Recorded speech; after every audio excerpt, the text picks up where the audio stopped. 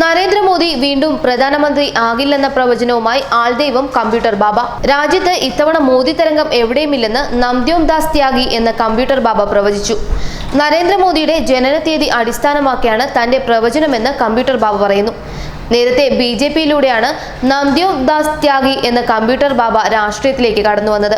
നർമ്മദാ നദി സംരക്ഷണവുമായി ബന്ധപ്പെട്ടുള്ള സംരക്ഷണ സമിതി അംഗമായി നിയമിച്ചതിലൂടെയാണ് സഹമന്ത്രി പദത്തിന് തുല്യനായ സ്ഥാനം ലഭിച്ചത്. എന്നാൽ 6 മാസത്തിന് ശേഷം കമ്പ്യൂട്ടർ ബാബ രാജി പ്രഖ്യാപിക്കുകയായിരുന്നു. നർമ്മദാ നദിയുടെ സംരക്ഷണം, പശു സംരക്ഷണം തുടങ്ങിയവയ്ക്കായി നിരവധി പദ്ധതികൾ താൻ മുൻപോട്ട് വെച്ചെന്നും ഒന്നും നടന്നില്ലെന്നും BJP മതവിരുദ്ധ പാർട്ടിയാണെന്നും ആരോപിച്ചാണ് ബാബ BJP-യിൽ നിന്നും രാജിവെച്ചത്. പിന്നീട് കോൺഗ്രസ് സർക്കാർ അധികാരത്തിൽ വന്നതിന് പിന്നാലെ മാ നർമ്മദ, മാ ക്ഷിപ്ര, മാ മന്ദാകിനി റിവർ ട്രസ്റ്റിന്റെ ചെയർമാനായി നിയമിച്ചിരുന്നു.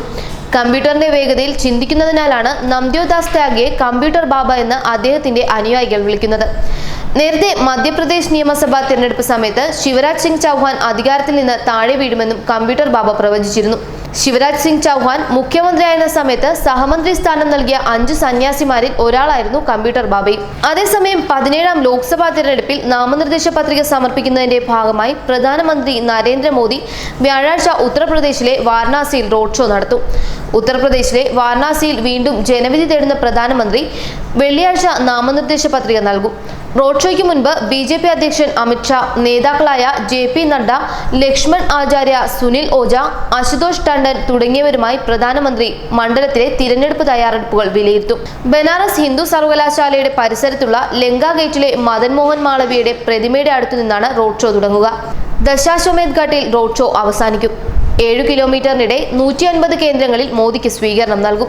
മുസ്ലിം ഭൂരിപക്ഷ പ്രദേശങ്ങളായ മദൻപുര, സോനാർപുര എന്നിവിടങ്ങളിലും സ്വീകരണമുണ്ടെന്ന് നേതാക്കൾ പറഞ്ഞു. റോഡ് ഷോയ്ക്ക് ശേഷം ദശാശ്വമേധ് ഘട്ടിൽ മോദി പൂജയും ഗംഗാസ്നാനവും നടത്തും.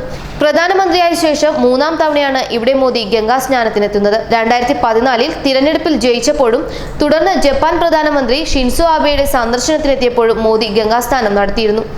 രാത്രിയിൽ നഗരത്തിലെ സ്വകാര്യ ഹോട്ടലിൽ പ്രധാനപ്പെട്ട വ്യക്തികളുമായി കൂടിക്കാഴ്ചയും നടത്തും. ന്യൂസ് ഡെസ്ക്, മലയാളി വാർത്ത.